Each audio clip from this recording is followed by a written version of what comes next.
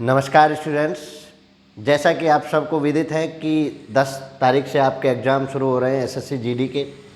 तो SSC GD में हमने 25 क्वेश्चंस की एक प्रैक्टिस सीरीज जारी की है, जिसमें हम लेकर आए हैं सेलेक्टेड 25 मैथ क्वेश्चंस। मैथ की क्वेश्चंस मिलेंगे आपको, और एसएससी जीडी 2022-23 का जो एग्ज़ाम है उसमें जो प्रीवियस ईयर क्वेश्चन पेपर में पूछे गए क्वेश्चन हैं उनका सिलेक्शन हमने किया है और उनको सेलेक्ट करके यहाँ पर आपको दिए हैं। और कंटिन्यूसली जब तक एग्ज़ाम होगा तब तक, और एग्ज़ाम होने के बाद जो एनालिसिस आएंगे वो भी आपको कंटिन्यूसली पर डे मिलेंगे। तो इसलिए आप अगर एसएससी जीडी एस्पायरेंट है तो पर डे का आप एक रूल बना लीजिए। पर डे आपको इस चैनल पर आना है, सब्सक्राइब कर लीजिए। और 25 क्वेश्चंस की series, previous year question series भी चलेगी, कुछ सेलेक्टेड क्वेश्चंस उसमें चलेंगे। और जैसे ही एग्ज़ाम 10 तारीख से स्टार्ट हो जाएंगे तो उसके एग्ज़ाम के साथ साथ वाले क्वेश्चन भी आपको एनालिसिस और एग्ज़ाम क्या पूछ रहा है वो सब चीज़ भी आपको मिलेगी। तो चलिए देर नहीं करते, क्लास स्टार्ट करते हैं। 25 क्वेश्चन मैथ क्वेश्चन की वो सीरीज शुरू करते हैं। पहला क्वेश्चन देखिए, साइलेंट किलर से है। साइलेंट किलर, कोई भी एग्ज़ाम हो, चाहे एसएससी जीडी हो, यूपी पुलिस हो, कोई भी एग्ज़ाम हो, इन एग्ज़ाम्स में एवरेज जो होता है वो साइलेंट किलर होता है।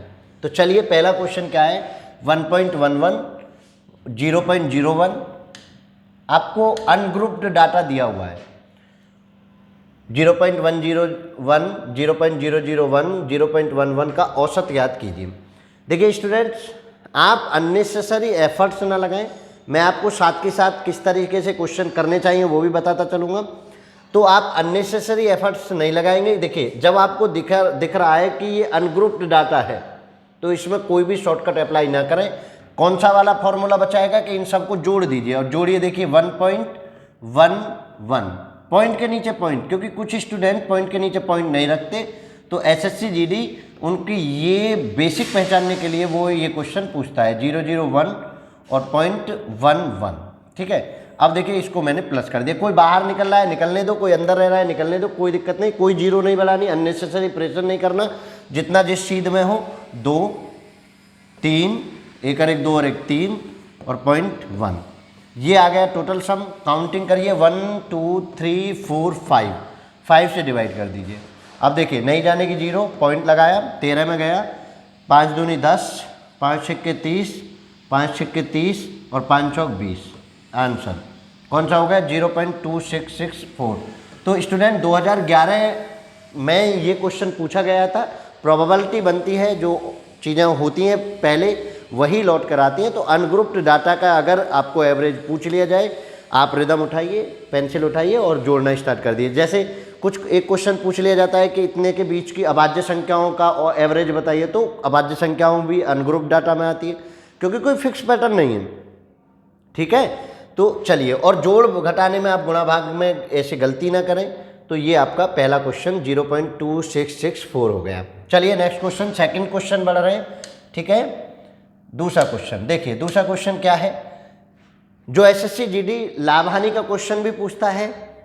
मैंने इन 25 क्वेश्चनों में वही क्वेश्चन सेलेक्ट किए और पूरे मैथ से सेलेक्ट किए हैं।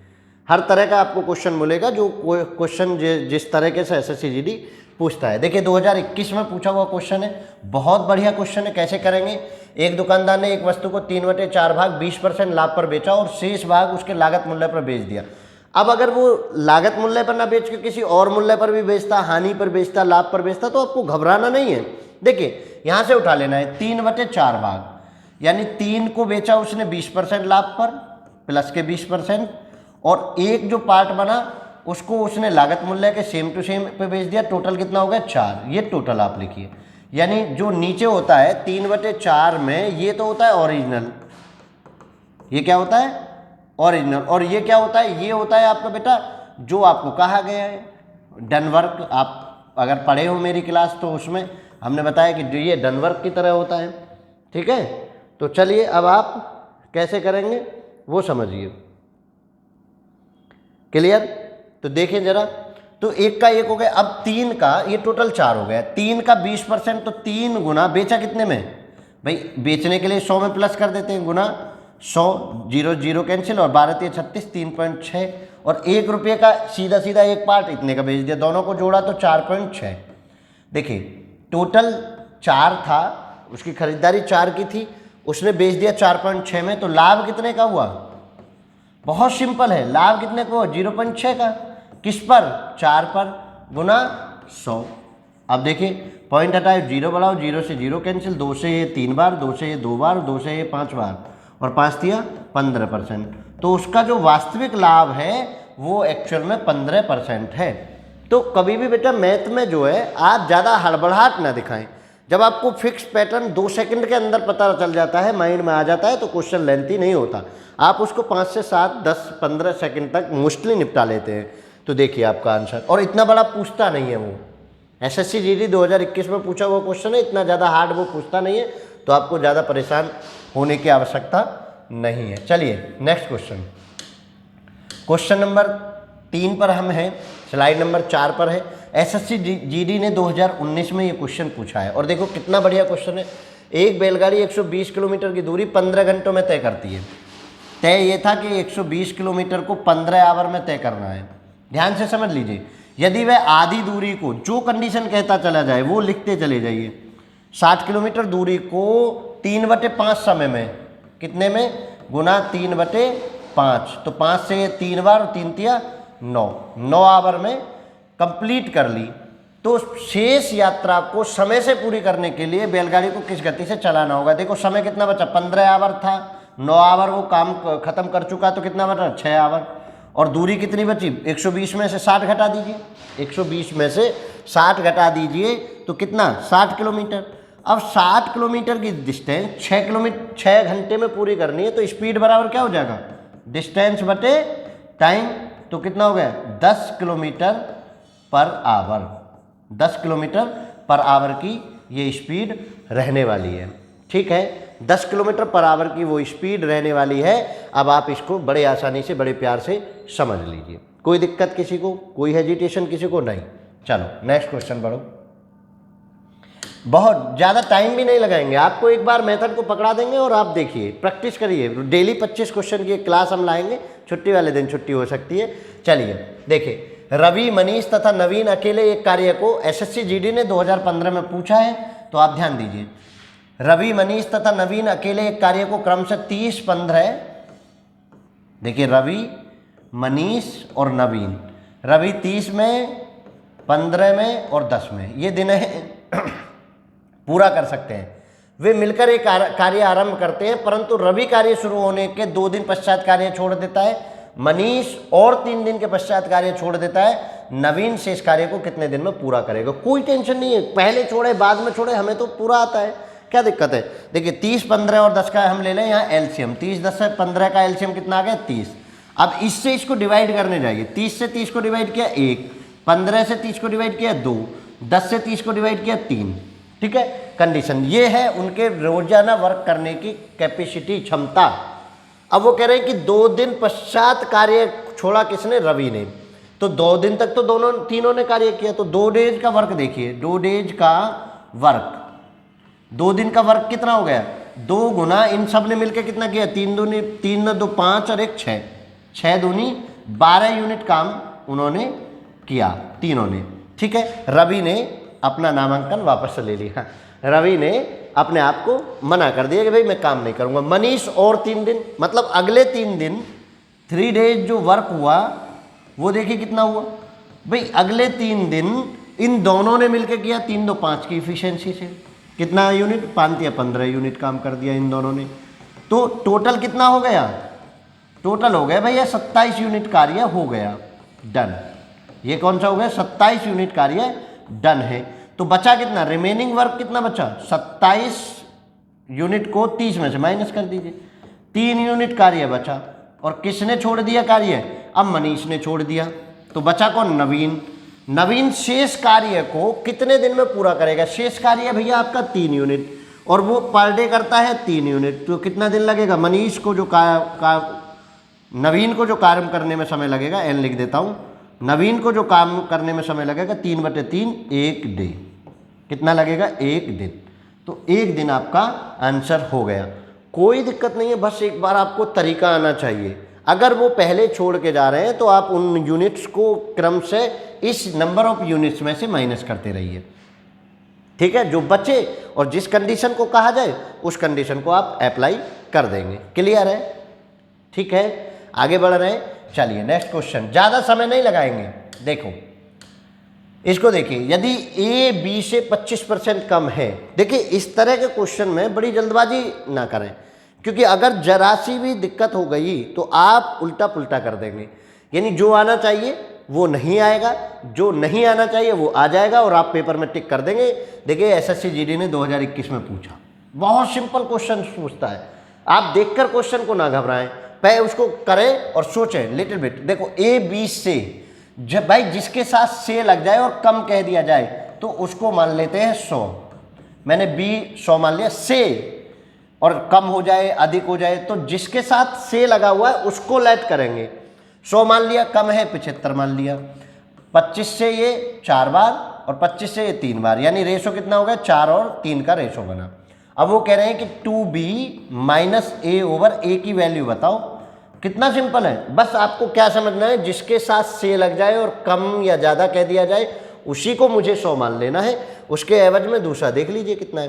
तो देखिए ज़रा, 2b, b की वैल्यू कितनी 4, माइनस ए की वैल्यू कितनी 3, डिवाइडेड बाई 3, 4 दूनी 8 में से 3 घटे 5/3। आंसर देखो जरा जल्दी कौन सा है, आंसर सी 5/3। तो बिल्कुल भी हेजिटेट नहीं होना है, समझ आ रहा है ना। केवल 25 क्वेश्चन करा रहा हूँ और देखिए इसी प्रकार के क्वेश्चन और सभी को चैप्टर से मैंने इंक्लूड किए हैं, ज्योमेट्री से भी, मेंसुरेशन से भी, एलजेब्रा से भी, अर्थमेटिक से भी, एप्टीट्यूड से भी, सरलीकरण संख्या नंबर सिस्टम सबका लिया है। तो अब आपको बस डर दूर कर देना है और कंटिन्यूसली इनको फॉलो करना है। देखिए जरा, एक वर्ग और एक वृत्त का परिमाप समान है, वर्ग और वृत्त का परिमाप समान है, तो 4a = 2πr। ठीक है, ए क्या होती है, भुजा होती है वर्ग की, आर क्या होती है, वृत्त की। ये बताने की आवश्यकता मैं नहीं समझता कि आपको होगी। वृत्त का क्षेत्रफल πr² इन्होंने कहा है कि 2464 है, तो यहाँ से मुझे आर मिलेगी, r² 2464 डिवाइड में पाई जाएगी और पाई की मैं वैल्यू रख दूंगा ऐसे। और 22 से ये देखो, 22 एकम 22, 22 एकम 22, 22 दूनी 44, r² ये 16 गुना 7, 112 को लिख दिया गुना 7। देखिए r बराबर कितना, 16 का 4 बार और इन दोनों 7 का 7 बार, तो r बराबर हो गया 28। अब यहाँ से मैं 4a निकाल दूँ, क्योंकि मुझे वर्ग का क्षेत्रफल चाहिए और वर्ग का क्षेत्रफल चाहिए तो मुझे a चाहिए। तो 4a = 2πr, r की वैल्यू, पाई की वैल्यू 22/7 और r की वैल्यू 28 मैंने यहाँ से रख दी। इससे 4 बार और 4 से 4 कैंसिल, तो a बराबर कितना हो गया, 88 सेंटीमीटर। a बराबर 88 सेंटीमीटर आ गया, यानी भुजा जो है वर्ग की 88 सेंटीमीटर आ गई। तो अब आपको करना क्या है, वर्ग का क्षेत्रफल, वर्ग का क्षेत्रफल, और वर्ग का क्षेत्रफल क्या होता है, भुजा की पावर 2, भुजा गुना भुजा, तो 88, अरे 88 नहीं, 22 दूनी 44, बेटा 44 होगा, 88 लगाए जा रहे हो है ना, हम ये तभी तो सोचे। चलिए तो क्या हो गया, ये देखिए ये 44, 22 दूनी 44, तो 44 गुना 44। अब 44 की 44 में गुना करनी है। वैसे तो यूनिट डिजिट से पहचान सकते थे, लेकिन 4 चौक 16, तो 6 आ रहा है तो 4 वाला कैंसिल होगा। अब 6 वाले आपके ये बचे और 4 चौक 16, तो 12 वाला कट गया। अब देखिए 4 पंजे 20, इतना हासिल आएगा नहीं, आंसर 1936। नहीं तो आप गुना कर लीजिए, कोई ऐसी कोई दिक्कत नहीं है। 1936 सेंटीमीटर स्क्वायर आपको आंसर मिलेगा, 44 गुना 44। आप ऐसे भी सोच सकते हैं, रिलैक्स होने के लिए कुछ दिक्कत नहीं है। भाई मुझे रिलैक्स होना है तो मैं कुछ भी कह सकता हूँ, कुछ भी कर सकता हूँ, करिए उस तरीके से। तो बिल्कुल भी हेजिटेट नहीं होना है। मेंसुरेशन का एक ही है, 1 सेकंड ज़्यादा लगेगी, 2 सेकंड हो सकता है आपको ज़्यादा लगेंगी, लेकिन आपको कोई दिक्कतें नहीं होने वाली। ठीक है, चलिए नेक्स्ट क्वेश्चन पर आप बढ़ेंगे, बढ़ो। ये देखो क्या कहा है, एक लंबवृत्तीय बेलन की ऊंचाई 16 सेंटीमीटर है और इसके आधार का व्यास 3.5, तो बेलन का आयतन क्या होगा। देखिए डायरेक्ट फॉर्मूले पर भी मेंसुरेशन का क्वेश्चन एसएससी जीडी पूछता है, तो उसको कैसे करेंगे। एच कितना दे रखा है, 16 सेंटीमीटर, तो कुछ याद कर लेंगे। और डी कितना, व्यास दे रखा है आपको कितना, 3.5 सेंटीमीटर, तो आर कितना हो जाएगा, 3.5 डिवाइडेड बाई 2 सेंटीमीटर।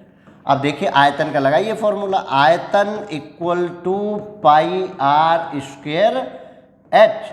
पाई की वैल्यू 22/7, आर की वैल्यू 3.5/2। कैलकुलेशन एक साथ करेंगे मेंसुरेशन में, पहले यहीं करने ना बैठ जाएं। गुना 16, 2 दूनी 4 से 4 बार, और देखिए 7 से 0.5 बार, 5 चौक 20 से 2 बार, 5 चौक 20 2 बना, और 2 की इसमें गुना के 7, और 7 की 22 में गुना कर दीजिए। 22 गुना 7 154। बेटा कैलकुलेशन खुद कर लें, मैं बस फॉर्मूला बता सकता हूँ। इतना समय कंज्यूम करूँगा तो तैयारी का समय है, ज़्यादा समय कंज्यूम नहीं करना चाहिए। तो 154 सेंटीमीटर। देख लीजिए गुना भाग कैसे करता हूँ मैं, कैसे कैलकुलेशन होती है ये भी आप समझते रहिए, एक बार तरीका जान लीजिए और बहुत आसानी से कर लीजिए। बेलन के आयतन का formula pi r square h है, ये आप सब जानते हैं। तो कौन सा ऑप्शन हो गया? B option is correct. कब पूछा है? एसएससी जीडी 2013 में ये क्वेश्चन पूछा गया है, तो कभी भी पूछा जा सकता है, बिल्कुल भी डरना नहीं है। कॉन्फिडेंस लेकर जाना है पेपर में। कॉन्फिडेंस लेकर गए तो 2-4 तो वैसे ही कर दोगे, और कॉन्फिडेंस हार के गए तो 2-4 तो वैसे ही गलत कर दोगे। तो कॉन्फिडेंस लेकर जाना है, ठीक है ना? कॉन्फिडेंस लेकर कि हमसे ज़्यादा बेहतर कोई नहीं, हमसे ज़्यादा बेहतर कोई नहीं, ये कॉन्फिडेंस लेकर जाना है। चलिए नेक्स्ट क्वेश्चन कर रहा हूँ। 10,540 रुपये की 5% की साधारण ब्याज की दर से x वर्षों में 3724 रुपये ब्याज अर्जित करती है, x का मान क्या होगा? हमने पढ़ा है भाई चक्रवृद्धि साधारण ब्याज में ब्याज बराबर मूलधन गुणा दर गुणा समय बटे 100, यही तो पढ़ते आए सब। अब बताइए, और देखिए एसएससी जीडी ने 2019 में पूछा है, घबराए नहीं, शर्माए नहीं। ब्याज कितना? 3724 रुपये, मूलधन कितना? 10,540, दर कितनी? 5, समय कितना? x divided by 100। 0 से 0 कैंसिल, 5 से 2 बार, और 2 से इसको कट करिए, 5 और 2 दूनी 4 और 7। तो यहाँ होगा 3724 बटे 527 इक्वल टू x। अब ध्यान देने वाली बात यह है कि देखिए 5 से ये मैक्सिमम कितनी बार कट सकता है? 7 बार। 5 सत्ते 35, 5 अट्ठे 40, तो 40 तो जाएगा नहीं। देखिए 8 कैंसिल हो गया, 9 कैंसिल हो गया कि 9 पंजे 45 बनता है। अब बचा 6 की गुना करें तो 527 में 6 की गुना और करके देख ली, भाग लगाने के बजाय। 5 छक्के 30 और 27, 6 सत्ते 42 का 2 हासिल 4, और 6 दूनी 12 और 4 16 6 हासिल 1, 5 दूनी 10 3162। मतलब 6 भी कट गया। अप्रोक्सीमेशन में आ रहा है 7 वर्ष आएगा, नहीं तो आप भाग लगाएंगे तो 7.06 ईयर आएगा, और इसको उन्होंने अप्रोक्सीमेशन में 7 ईयर दे दिया है। और बच्चा घूमता फिर रहा है, अरे मेरा कहीं कंसेप्ट गलत है, मेरा कुछ गलत है, मेरा पता ना आंसर नहीं आ रहा है। तो अप्रोक्सीमेशन को भी एसएससी जीडी में जरूर चेक कर लें। अप्रोक्सीमेशन, अब ये ना लगाएं कि क्वेश्चन का मेथड आपने गलत लगाया और अप्रोक्सीमेशन से सही करना चाहते हैं, नहीं होगा। तो आप अप्रोक्सीमेशन को भी जाइए, आप देख लीजिए 3724 में कोई दिक्कत ही नहीं। ब्याज साधारण ब्याज का है, मैंने लगा दिया, कोई दिक्कत नहीं। 7.06 ईयर आ रहा है, मैंने 7 ईयर अप्रोक्सीमेशन में लगा दिया। क्लियर है? कोई दिक्कत नहीं। चलो बढ़ो नेक्स्ट क्वेश्चन। देखिए जरा, एसएससी जीडी ने 2013 में पूछा है, तो हम कर लेते हैं। ए अकेले किसी कुर्सी को 40 दिन में बना सकता है, ए भाई साहब बना रहे हैं 40 दिन में। बी अकेले उसी कुर्सी को 24 दिन में, 24 डेज में, ठीक है। अब यदि ए और बी बारी बारी से एक दिन एक कार्य करते हैं, तो ए पहले दिन कार्य करता है तो कुर्सी कितने दिन में बन जाएगी? कोई दिक्कत नहीं, बारी बारी का तो बहुत आसान होता है। 40 और 24 का एलसीएम या लिख दो, कितना? 120। 40 से कितनी बार? 3 बार। 24 से कितनी बार? 5 बार। अब देखिए बारी बारी से करें तो भी कोई दिक्कत नहीं। दोनों का एक दिन का काम कितना? 5 8। 120 को डिवाइड करिए इनके काम से, 5 3 8 से, 5 3 8 से, 8 एकम 8, कितना बचा? 4 0, 8 पंजे 40, ठीक है। 15 कपल डे लगते हैं, मतलब एक दिन इसने किया, एक दिन इसने किया, और 15 आपके कपल डेज आ रहे हैं। 15 कपल डेज का मतलब 2 से गुना कर दीजिए, 30 दिन। बारी बारी से काम कर रहे हैं, साथ साथ काम नहीं कर रहे, तो उन दोनों को लगेंगे 30 दिन। साथ साथ करते तो लगते 15 दिन। कोई दिक्कत नहीं, किसने शुरू किया किसने नहीं शुरू किया, इसमें कोई आवश्यकता नहीं पड़ी। आवश्यकता पड़ती जब रिमाइंडर बचता, तब हम देखते कि भाई ए और बी ने कंप्लीट कर चुका है, अब ए पर आते, फिर ए से बी पर जाते, ठीक है। कोई दिक्कत नहीं, कोई हेजिटेशन नहीं, जो रिमाइंडर आता है उसको ट्रीट कर लेते हैं। पहले आप पूरा बकेट निकाल लीजिए, कपल टर्म्स निकाल लीजिए और उसमें 2 की गुना करके उनको सेपरेट कर दीजिए। जो रिमाइंडर आया उसको सोचते रहिए, उसको शुरू करा दीजिए ए से, ठीक है। अगर रिमाइंडर बचता है तो, अगर रिमाइंडर नहीं बचता है तो नहीं करेंगे। क्लियर? चलिए नेक्स्ट बढ़ो। बताओ इससे ज़्यादा सिंपल और क्या पूछेगा एसएससी जीडी 2019 क्या पूछेगा इससे ज़्यादा सिंपल? देखो कितना सिंपल है। क्या कह रहा है? 6 संख्याओं n1 n2 n3 n4 n5 और n6 का जो एवरेज है वो है a, और कह रहे हैं प्रत्येक संख्या में से 5 घटाया जाता है तो नया औसत क्या होगा? प्रत्येक में से 5 माइनस कर दिया, प्रत्येक में से 5 माइनस कर दिया तो क्या होगा? देखिए मैं आपको एक चीज लिख देता हूं, नोट में लिखिए, जरा कॉपी पेन चला लीजिए, पेन पेंसिल उठा लीजिए, ध्यान से समझ लीजिए। अगर प्रत्येक संख्या पर कोई ऑपरेशन होता है, प्रत्येक संख्या पर कोई गणितीय संक्रिया होती है, गणितीय संक्रिया होती है, और गणितीय संक्रिया कौन कौन सी? गणितीय संक्रिया है जोड़, घटाना, गुणा, भाग, जो भी है, जोड़, गुणा, घटाना, भाग, का, जो भी जितनी भी गणित एंड सो ऑन लिख देता हूं, जो भी गणितीय संक्रिया होती है, अगर वो प्रत्येक संख्या पर होती है तो कोई गणितीय संक्रिया, प्रत्येक संख्या पर कोई गणितीय संक्रिया होती है तो वह सीधा औसत पर भी होगी, औसत पर भी होगी। ठीक है, अब समझिए जरा, उन्होंने प्रत्येक में से 5 घटाया तो औसत में से 5 घटा दिया तो मेरा a-5। प्रत्येक में 2 की गुना करते तो एवरेज को 2 गुना कर देता, प्रत्येक में 2 से भाग लगाते तो a/2 कर देता, प्रत्येक में 5 प्लस करते तो 5 प्लस कर देता। मतलब जो भी संक्रिया आपकी प्रत्येक संख्या पर होगी वही मैं प्रत्येक चीज को एवरेज पर एप्लीकेबल कर दूंगा। अप्लाई कर दो एवरेज पर, कोई दिक्कत हो जाए तो मुझसे आके मिल लेना, नहीं होगी। ठीक है, मैंने लिख दिया नोट में, प्रत्येक संख्या पर कोई भी गणितीय संक्रिया, कोई भी गणितीय संक्रिया k से गुना कर दे, k टाइम्स कर दे, कोई भी संक्रिया होती है तो वह सीधा औसत पर भी होगी। मैंने सीधे शब्दों में लिख दिया, कोई घुमाव नहीं, कोई फिराव नहीं, कोई गणितीय भाषा नहीं। चलिए नेक्स्ट, ये देखिए 2013, यदि एक वस्तु का क्रिया मूल्य उस वस्तु के विक्रय मूल्य से 30% कम है। किससे? विक्रय मूल्य। मैंने बताया जिसके साथ से लग जाए उससे कम ज़्यादा हो तो उसी को 100 मान लेते हैं। तो विक्रय मूल्य को 100, 30% कम है, कौन? क्रिया मूल्य 70। समझिए, तो लाभ प्रतिशत कितना होगा? देखो 70 रुपये में चीज खरीदी, 100 में बेच दी, तो लाभ कितने का? 30 का। किस पर? 70 पर। यही तो पढ़ते हैं, लाभ परसेंट। अब बताइए, बना दीजिए, गुना 100, 0 तो कितना हो गया? 300/7, 7 चौक 28, 7 चौक 28, 20 बचा, 7 दूनी 14, 6, 7 अट्ठे 56, ये आ गया आंसर, डी आंसर। इतना सिंपल होता है, अगर आपने सोचा तो बहुत ज़्यादा सिंपल होगा। ये समझिए, जिसके साथ से लग जाए उसको 100 मानना है जब कम या ज़्यादा वाला काम हो। मैंने एक क्वेश्चन पहले भी बताया, फिर दोबारा से सुन लीजिए, फिर दोबारा समझ लीजिए। जिसके साथ से लग जाए, उससे कम या ज़्यादा का कोई कंसेप्ट हो तो उसको 100 मान लीजिए, उससे फिर अप्लाई कर लीजिए जो भी चीज़ें दे रखी हो। लाभ हमेशा क्रिया मूल्य पर काउंट होता है, इसलिए मैंने 70 लगाया है। लाभ देखिए 30 का हुआ, मैंने लगा दिया, दिक्कत नहीं। चलो ये देखिए, कितनी बढ़िया टेबल, कितनी बढ़िया टेबल दे रखी है।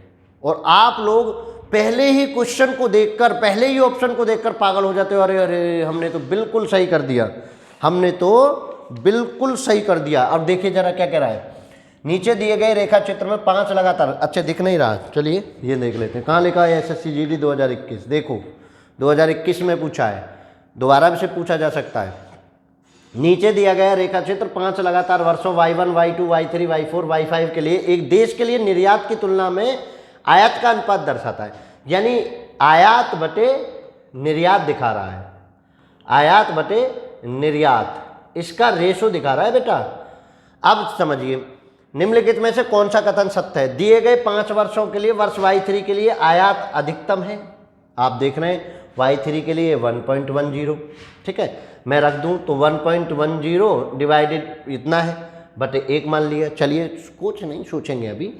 दिए गए 5, आप कहते हैं अरे यही सबसे ज़्यादा है, आप देखते 0.80, 0.90, 1.10, 1.05, 0.95, अरे 1.10 सही है, पहला गलत हो गया। कैसे हुआ वो देखिए, दिए गए 5 वर्षों के लिए y1 के लिए आयत न्यूनतम है, अगले में न्यूनतम कहाँ है, आप ये कहते ये भी सही है यार। y3, और जो बच्चा पढ़ता नहीं, पहले को ऐसे होते हैं ना, बहुत से पढ़ते ही नहीं पूरे क्वेश्चन को, अरे पहला ही सही मिल गया था।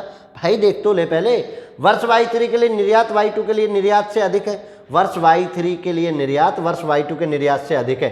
एक बात मुझे बताइए, दिया है अनुपात और पूछ रहा है अधिक और कम, अनुपात को अधिक और कम नहीं कह सकते।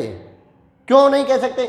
देखिए मुझे मान के चलिए पहले किसी ईयर के लिए y1 के लिए मैं ये कहूँ कि 0.80 है, 80 0.80 को 80/100 कर दिया, 80 आयात हुआ आपका और 100 निर्यात हुआ, ठीक है। और ये 80 ना होकर मैं इसका 10 गुना कर दूं, ये 800 और ये 1000 हो गया, ठीक है। और दूसरे वर्ष के लिए इसके लिए ये केवल 110 और 100 ही हो, तो बताइए आयात 110 है या यहाँ 800 है, कहाँ कम और ज़्यादा पहचान सकता हूँ रेशो में?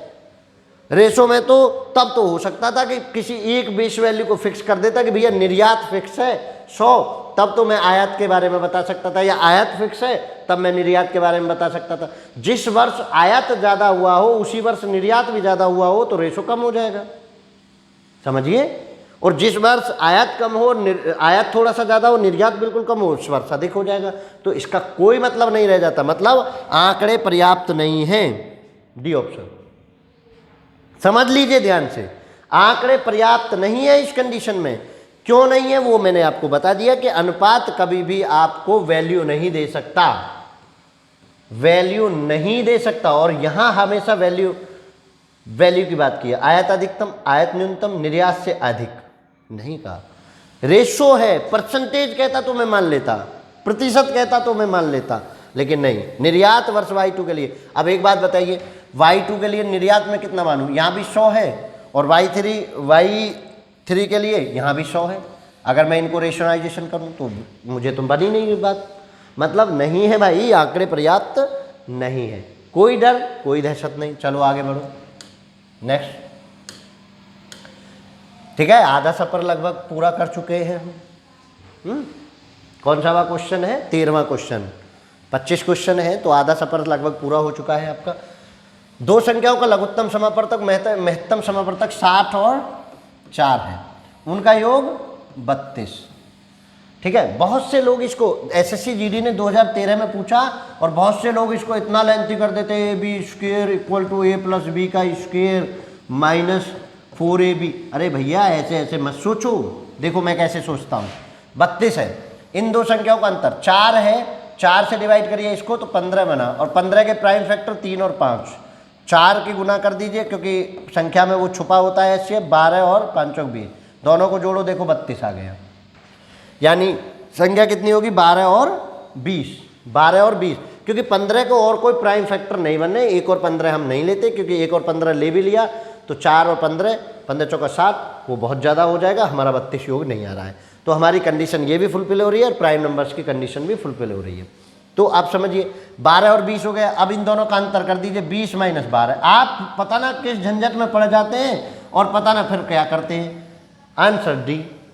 आपको क्या करना है, आपको मैंने मेरी क्लास, अगर आप जाएंगे स्टैंडर्ड क्लासेज पर, स्टैंडर्ड मैथ में अभी आपको ये क्लास मिल रही है, हमारा दूसरा यूट्यूब चैनल है स्टैंडर्ड क्लासेज के नाम से।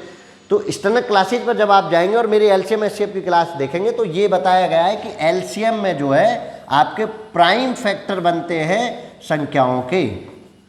कॉमन फैक्टर तो ये 4 होता है, कॉमन फैक्टर के अतिरिक्त बाकी जो है वो सब प्राइम फैक्टर्स होते हैं संख्यांक के। ठीक है, तो चलिए 8 आपका आंसर आ गया। कोई दिक्कत हो रही हो तो बताइए, कोई सजेशन हो तो आप बिल्कुल बताइए। चलिए नेक्स्ट क्वेश्चन देखिए। इस तरह का भी क्वेश्चन उन्होंने दिया, सरलीकरण का है। 4/2 + 2 - 1/2 गुना 1/4 डिवाइडेड बाई 8 - 3 भाग 1/4 + 6 का मान क्या होगा? एसएससी जीडी ने 2015 में पूछा। देखिए कैसे करेंगे, कुछ नहीं करना, आपको पता है भाग पहले करना है, निपटा दीजिए यहीं। 4 में 2 का भाग 2, 4 में 2 का भाग 2 + 2 माइनस इन दोनों की गुणा भी निपटा दीजिए, 1/8। पहले मैं ऊपर ऊपर का कर लेता हूँ, फिर नीचे नीचे कर लेंगे। 2 और 2 4 माइनस के 1/8, 8 चौक 32 और में से 1 घटा तो 31/8। ये तो मेरा ऊपर का आ गया। नीचे का देखिए, भाग निपटाइए। भाग का मतलब गुना करके ऊपर उल्टा कर दीजिए इसको, ये ऊपर चला जाएगा।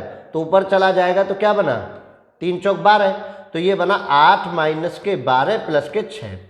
ठीक है, अब तो प्लस माइनस में आपको कोई दिक्कत ही नहीं है। 8 6 14 में से 12 घटे तो 2 बना बेटा। इसमें 2, यहाँ 2/1 करके बाहर के बाहर गुना, अंदर के अंदर गुना।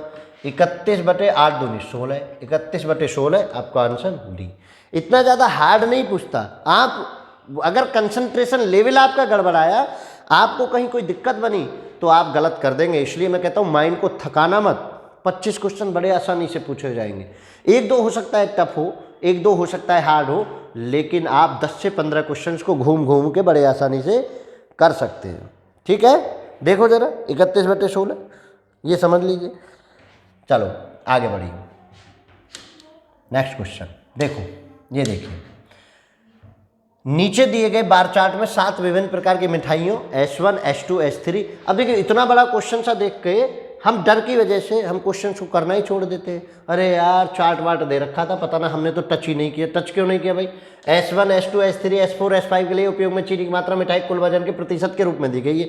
कुल वजन के प्रतिशत में मिठाई S3 का कुल वजन 450 है, टोटल 450 kg, और परसेंटेज कितना है S3 के लिए? 16।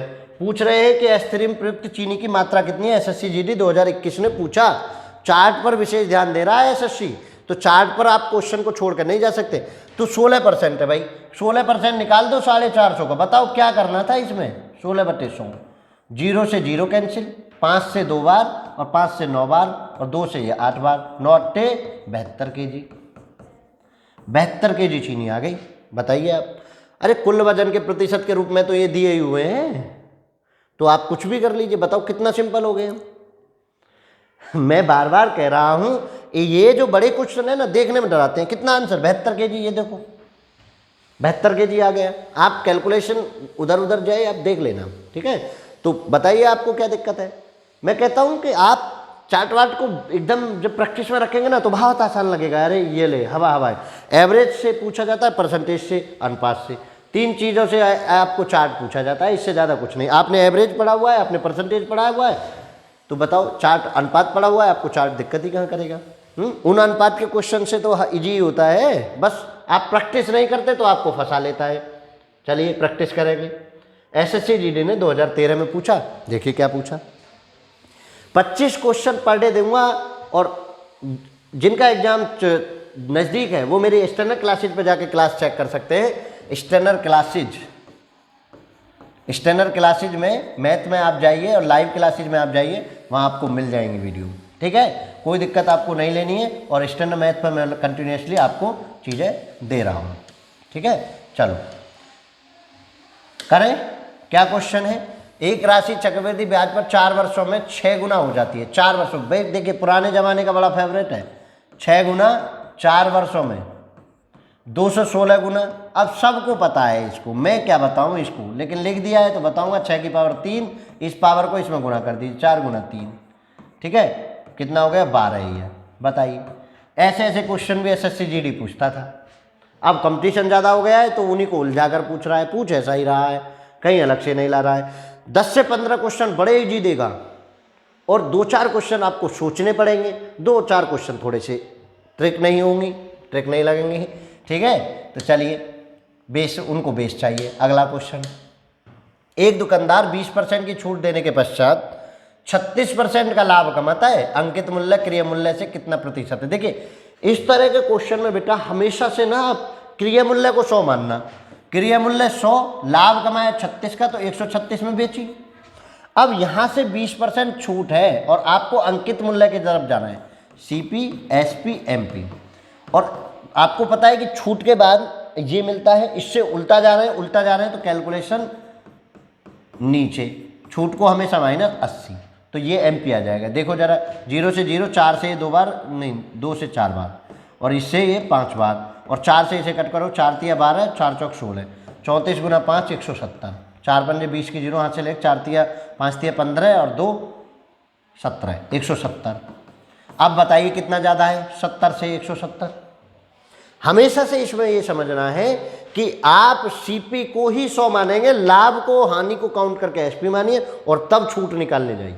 आप इसको 100 मानने की गलती मत कर देना, वरना क्वेश्चन फिर थोड़ा सा हो जाएगा, ऐसी कोई दिक्कत नहीं, फिर फंसा लेगा आपको, यहाँ से फिर उल्टा चलना। आप इधर से इधर चलिए तो कितना हो गया आपको 170%। भाई 100 से 70 कितना 170 कितना ज़्यादा है 70%, वही 70% ज़्यादा है। अंकित मूल्य क्रिय मूल्य से कितने प्रतिशत अधिक है, वही पूछा है, वही मैंने आंसर आपको दे दिया। बताइए जरा दिक्कत बताइए आपको। इतना आसान पूछता है, 2015 में पूछा हुआ था और 2015 में ये भी पूछा है। देखो जरा, यदि एक वर्ग के विकर्ण की लंबाई 14 सेंटीमीटर है, वर्ग का विकर्ण कितना, वर्ग का विकर्ण 14। अब भाई आपको पता है कि विकर्ण होता है भुजा √2 इक्वल टू 14। तो यहाँ से भुजा निकाली, देखेंगे क्या पूछ रहा है वो बाद में देख लेंगे। 14/√2 ये भुजा आ गई। तो वर्ग का क्षेत्रफल क्या होगा, तो क्षेत्रफल पता है आप लोगों को, भुजा गुना भुजा पता है ना, भुजा गुना भुजा। कर दीजिए भैया, भुजा की भुजा में गुना, 14√2 गुना 14√2 तो कितना हो जाएगा 14/2 गुना 14, और इससे 7 बार 14 सत्ते 98 सेंटीमीटर स्क्वेयर। ये डी ऑप्शन 98 सेंटीमीटर स्क्वेयर आपका आंसर आ गया। बताइए किसी को कोई दिक्कत हो रही हो? मैं कहता हूं कि दिक्कत हो ही नहीं सकती, मैं कहता हूं कि दिक्कत नहीं हो सकती अगर आपने कंसेप्शनली सीखा होगा तो। अब आपको फॉर्मूला नहीं पता हो, वर्ग का क्षेत्रफल का फॉर्मूला बैठे सोच रहे हो अरे वर्ग है व्रत है, वर्ग के क्षेत्रफल में 2πr लगा रहे हो, πr² लगा रहे हो, πr² h लगा रहे हो, तो नहीं होगा। आपको मेंसुरेशन में फॉर्मूला को पता होना चाहिए, तब आप कर पाएंगे। चलिए आगे बढ़ो, थोड़ा सा सफर हो रहा है 5 क्वेश्चन का। देखिए SSC GD 2021 क्या पूछ रहा है, सुमित रवि और पुनीत, सुमित रवि पुनीत 45,000, 81,000 और 90,000 रुपये का निवेश करते हैं। ठीक है, 3 0 से 3 0 पहले रेशो बना लीजिए, निवेश वालों का रेशो बना लीजिए, 9 से 5 बार, 9 से 9 बार और 9 से 10 बार। ठीक है, अंत में 4800 रुपये लाभ होता है। कुल लाभ का 30% चैरिटी में चला जाता है, शेष लाभ उनके बीच में बांटा जाता है। सुमित का हिस्सा बताइए। 9 और 5 14 और 10 24, 24 बराबर किसके 4800 का 30% तो जा चुका, जो 24 है वो है 70%, 70/100। 2 जीरो से 2 जीरो कैंसिल, 24 से 2 बार कैंसिल, 1 बराबर हो गया 70 दूनी 140, 1 बराबर 140। मेरा उद्देश्य 1 निकालना होता है, वो मैंने निकाल लिया। कोई दिक्कत हो रही हो तो बताइए। 24 बराबर 4800 का 70%, क्योंकि 30% तो चैरिटी में जा चुका, तो जो लाभ एक्चुअल में उनमें डिस्ट्रीब्यूट होगा, जो 24 है जो लाभ उन पे बटा, वो बटा 70%, तो वो मैंने 70% कैलकुलेट कर लिया। 1 बराबर 140 के हो गए। अब पूछ रहे सुमित, सुमित भैया का है 5, तो 5 है, तो 5 को 140 में गुना कर दो, गुना 5, 14 पंजे 70, कितना बना 700 रुपये। देखिए जरा कितना बना 700 रुपये। आंसर आपका 700 रुपये बन गया ना। 1 बराबर 140 है, 5 सुमित का 5 है, तो 14 140 गुना 5, 14 पंजे 70, 700 रुपये बन गए। तो कुछ नहीं सोचना है इसमें। अब इतना बड़ा क्वेश्चन देखकर आप कंप्यूटर की स्क्रीन पर इतना बड़ा क्वेश्चन देखकर आप कह रहे हैं अरे पता ना क्या क्वेश्चन पूछ लिया। अरे मैथ ही तो है, पढ़ के तो देखो कितना इजी है। चलो आगे बढ़ो, ये देखो नेक्स्ट क्वेश्चन। यदि x का 15%, x का 15% y के 10% के 3 गुने के बराबर है, तो 3 गुना है, इसमें कर दीजिए 3 गुना। ठीक है, 3 गुने के बराबर है, तो x का, अब परसेंट से परसेंट यहीं हटा देता हूँ, 15 से 3 से ये 5 बार और 5 से ये 2 बार। ठीक है, तो यहीं से मिटा देता हूँ बेटा, बेकार में क्या झंझट करना। ठीक है, चलो तो x बटे y कितना बचा, इधर तो कुछ बचा नहीं, 2/1, 2 उधर ही रह गया, y नीचे आ गया, तो x/y इक्वल टू कितना हो गया 2/1। ठीक है, x का 15% y के 10% के 3 गुना था, तो इसमें ही तो 3 की गुना करूँगा, ये 3 गुना है तो वही तो दिखाना है इक्वलनेस के लिए, 2/1। बेटा उल्टा मत लगा देना, क्योंकि बहुत से x को ऐसे y के साथ वाला x का होता है और x के साथ वाला y का होता है। तो यहाँ देखिए कुछ नहीं बचा था x में, तो 1 हो गया, और यहाँ देखिए 2 बचा था तो वो x का हो गया। 2:1 बना। नहीं तो आप ऐसे ऐसे ऐसे कर लीजिए, कितना सिंपल क्वेश्चन है, इसको भी उलझाकर आप 1/2 लगा देते हैं जल्दी में, है। और 2019 में पूछा है, इतना ही इजी पूछ रहा है पेपर, बस आप डरते बहुत हैं। चलिए ये क्वेश्चन देखिए, 2019 में पूछा है और बहुत लोग बहुत तरीके से बताते हैं, हम भी कुछ अलग तरीका बताएंगे, कोई दिक्कत नहीं। देखिए, एक कार एक वर्गाकार मैदान के चारों ओर क्रमशः 20, 30, 40, 60 किलोमीटर प्रति घंटा की गति से चलती है। तदनुसार उस मैदान के चारों ओर उस कार की औसत गति कितने किलोमीटर प्रति घंटा होगी। देखिए औसत गति, अब आप समझ लीजिए कैसे करते हैं, चाहे वो एक दे रखी हो बेटा, चाहे सिंगल दे रखी हो, चाहे डबल दे रखी हो, चाहे टुकड़ों में दे रखी हो, कोई 10 किलोमीटर इतने घंटे से, 4 किलोमीटर इतने से, 5 किलोमीटर इतने से, 6 किलोमीटर ऐसे, कोई भी क्वेश्चन दे रखा हो, देखिए समझिए, मैं उसी को क्रिएट करूंगा। औसत चाल, मैदान है वर्गाकार, तो मैंने माना कि 1, 1, 1 है, तो 1 + 1 + 1 + 1, यानी टोटल डिस्टेंस आपने ये लिख दी जितनी भी दे रखी हो। किसी ने 10 किलोमीटर चली हो, फिर 20 किलोमीटर चली हो, किसी ने 15 किलोमीटर चली हो, फिर 40 को चली हो, सबको जोड़ के यहाँ लिख दो। फिर लेना है इसके साथ एलसीएम और डिवाइड बाई, जो एलसीएम आए और जो गति है उससे डिवाइड करके आपकी जो वो है डिस्टेंस है उसमें मल्टीप्लाई करेंगे। तो अब देखिए मैं तो यहाँ डायरेक्ट करूँगा क्योंकि इतना समय नहीं है कि आपको इस तरह से सिखाऊं। एलसीएम देखिए 20, 30, 40 का एलसीएम, 20, 30, 40, 60 का एलसीएम 120। कितना एलसीएम? 120। 20 से कट किया 120 तो कितना? 6 प्लस 30 से 40 कट किया 120 कट किया तो 4 प्लस 40 से 120 कट किया 3 प्लस 60 से 120 कट किया 2।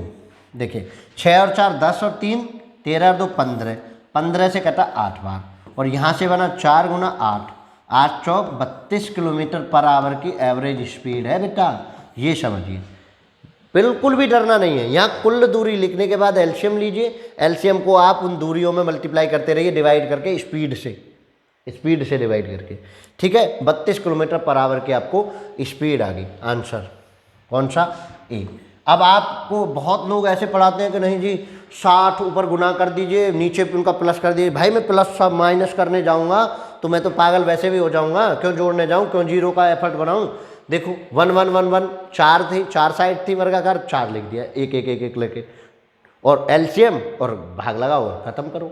तो कोई दिक्कत नहीं हो रही, फिर भी मुझे भाग लगाना पड़ता पीछे, तो मैं क्यों लगाऊं, आसान करूँ ना। रिलैक्स रखना है पेपर में, यूनिवर्सल मेथड अप्लाई करना है। 3 होता 3 लगा देता, एलसीएम फिर भी लिखता, 3 का कर देता। 6 होता 6 लिख देता, 6 का पूछे मुझे कोई दिक्कत नहीं, मैं 6 का भी करूँगा क्योंकि मैंने सीख लिया है, ठीक है। कोई दिक्कत होगी? चलिए 117 और एक अन्य संख्या, 117 है और एक अन्य संख्या, चलिए A4 अरविंद लिख देता हूँ, का मैथ है SCF कितना है बेटा? 13। 2013 में पूछा है, 13 ही है। दूसरी संख्या इनमें से कौन सी नहीं हो सकती? इनमें से कौन सी नहीं हो सकती? अब आप कैसे पहचानेंगे? पहले इस 13 से इसको भाग लगाइए, 13 9 बार, 13 निम्मा 117 9। अब ध्यान दीजिए कि ये जो दूसरी संख्या है ना, इसका और इसका कोई नो कॉमन फैक्टर, क्योंकि अगर कॉमन फैक्टर हुआ इन दोनों का तो एचसीएफ बढ़ जाएगा। तो इस 9 का कोई भी कॉमन फैक्टर उसमें नहीं मिलना चाहिए, जिसमें नहीं मिलेगा वो होगी और जिसमें मिलेगा वो नहीं होगी। तो उन्होंने पूछा नहीं हो सकती, तो नहीं मिलने वाला चाहिए अब मुझे, यानी कॉमन फैक्टर जिसका भी 9 का बनेगा वो देखेंगे। देखो 13 से इसको डिवाइड करूँ, 13 और 9 में कुछ भी कॉमन नहीं है। इसको डिवाइड करूँ 11 और 9 में कोई डिवाइड नहीं है, कुछ भी कॉमन नहीं है। 10 कोई भी कॉमन नहीं, और यहाँ 12 कॉमन है, 9 और 12 में कॉमन है 3, तो यही आंसर नहीं हो सकता, ये दूसरी संख्या नहीं हो सकती, क्योंकि 9 और 12 में कॉमन होकर 3 कॉमन हो जाता और 13 3 39, जो एचसीएफ अभी 13 था वो 39 हो जाता, क्योंकि एचसीएफ है कॉमन फैक्टर, तो कॉमन नहीं हो सकता। तो कौन सा आंसर? डी। कब पूछा? 2013। मोस्ट प्रोबेबल क्वेश्चन है, ध्यान से समझिए इस चीज़ को, ये समझिए। बस बैठे बैठे रिलैक्स करके पेन चलाए बिना आपको ये सोचना था अच्छा 13 है 11, रिलैक्स भी हो रहे हैं और आप अपना काम भी कर रहे हैं। तो ऐसे भी मेथडों को अप्लाई करिए, यूनिवर्सल सीखिए, तब देखिए नेक्स्ट क्वेश्चन, ठीक है। इसके बाद एक क्वेश्चन और बनेगा, 1 या 2 जो भी बनेंगे। हाँ ठीक है, चलिए कर लीजिए। इतनी जल्दी क्या, एसएससी जीडी ने 2013 में पूछा। चलो जरा कैसे करते हैं। वह न्यूनतम संख्या क्या है जो 13 जोड़ने के बाद 42, 36, 45 प्रत्येक से विभाज्य है। 13 जोड़ना का है तो घटाएंगे लास्ट में, और 42, 36 और 45 का क्या निकालेंगे, 42, 36, 45 का निकालिए एलसीएम। ठीक है, तो पहले किससे कट कर दूँ, 2 से 21 बार, 18 बार, 45 कटेगा नहीं, इसको मैंने ऐसे लिख दिया। फिर 3 से 7 बार, 6 बार और 15 बार, फिर एक बार और 3 से 2 और 5, 5 दूनी 10, 7 70, 70 ती 110, 110 ती 21 ती 63 और 63 दूनी 1060, 630 हो गए ना, 63 नहीं ज़्यादा होगा, 1260। 63 का दुगुना करना है ना, 63 का 2 गुना, 3 दूनी 6 और 6 दूनी 12, 3 दूनी 6, 6 दूनी 12, 1260। अब वो कह रहे 13 जोड़ने के बाद करना चाहिए, तो भैया घटा दो, कितना 7, 4, 2, 1, 1247। ठीक है, कोई दिक्कत नहीं, एलसीएम एचसीएफ ही तो है भाई, इसमें इतना क्या सोच रहे हो। चलो आगे बढ़ो, नेक्स्ट क्वेश्चन। चलिए 2015 में पूछा है, कोई दिक्कत नहीं, कभी भी पूछा हो, हमें इफेक्ट नहीं पड़ता, हमें सीखना है मैथ। और बिल्कुल 25 क्वेश्चन पर डे की ये सीरीज आएगी और एनालिसिस भी आएगा। क्या पूछ रहा है एसएससी, ये भी। चलिए 2400 रुपये पर वार्षिक संयोजन द्वारा 20% वार्षिक दर से 2 वर्ष में मिलने वाला चक्रवृद्धि ब्याज 2400 पर 1 साल का निकालिए, कितने से 20/100 से। देखिए 2 जीरो से 2 जीरो कैंसिल, ये तो बहाल कर दी, 24 दूनी 480। देखिए पहली साल के लिए 480 हो गया, दूसरी साल के लिए भी कितना 480 हो गया, और 480 पे दोबारा और निकाल दीजिए, किससे 20 से गुना 100, 2 जीरो से 2 जीरो कैंसिल, 96 रुपये ये। तो ये आपका हो गया ब्याज, ये क्या हो गया ब्याज। जोड़ दी 480, 480 960 और 960 1056, 1056। कौन सा आंसर, सी। 4 4 48 दूनी 960, 960 में भैया 90 जोड़ना है, 50, 56 बहुत सिंपल है, ठीक है ना। 1056 आपका आंसर आ गया। बिल्कुल भी एजिटेट नहीं होना है, निकालना सीख लीजिए। जो पहली बार में आ जाए उसको पहले साल दोबारा उसको रिपीट कर दीजिए, फिर जो ब्याज पे ब्याज मिलता है उसको निकाल दीजिए। तीसरे साल के लिए पहले रिपीट कर देते, फिर इसको भी रिपीट कर देते, फिर उसका भी रिपीट कर देते, और फिर 96 का और निकाल लेते आंसर। चलिए मैंने चक्रवृद्धि ब्याज की क्लासेस छोड़ी हैं, वहाँ से आप सीख सकते हैं। चलो नेक्स्ट, आज की क्लास का संभवतः लास्ट क्वेश्चन, लास्ट संभवतः क्या है, लास्ट ही है, एसएससी जीडी ने 2021 में पूछा।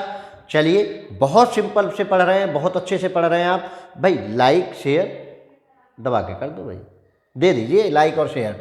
25 क्वेश्चन तभी तो मेहनत करके लाएंगे। अगले 1 रुपये में 40 पिने बेचकर एक दुकानदार 25% का घाटा करता है। 20% का मुनाफा प्राप्त करने के लिए उसे 1 रुपये में कितनी पिन, बहुत आसान भाई। देखो 40 पिन बेचता है, 1 रुपये में घाटा कितने का होता है, 25 का, तो 75 इक्वल टू कितनी पिन बेचे, एक्स पिन बेचे, कितने में, 1 रुपये में लाभ कितना चाहिए उसे, 20%, मतलब 120। लाभ हानि को लिख दीजिए, लाभ हानि को लिख दीजिए, ऊपर वस्तु नीचे रुपया, दोनों कंडीशनों को कंपेयर कर दिए। 40 से 3 बार और 3 से 25 बार, तो कितनी पिन बेचे वो, 25 बराबर एक्स।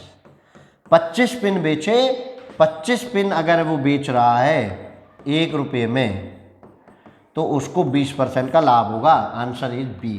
तो चलिए आज आपका क्वेश्चन यहीं देखिए, ये देखिए खत्म हो गया ना। हाँ तो चलिए, मंजिलों तक जाना है तो मेहनत करनी पड़ेगी, सपने तुम्हारे हैं तो तुम्हें ही लड़ना पड़ेगा। हम बस आपका सहयोग करते रहेंगे, ऐसे ही सहयोग करते रहेंगे। 25 क्वेश्चंस की क्लास आपको देते रहेंगे जब तक एसएससी जीडी के कंप्लीट एग्जाम नहीं हो जाते। उसके बीच में आपको एनालिसिस भी दिया जाएगा। तो बस आप नज़र बनाए रखिए, पर डे पेन कॉपी उठा लीजिए और तैयारी करते रहिए।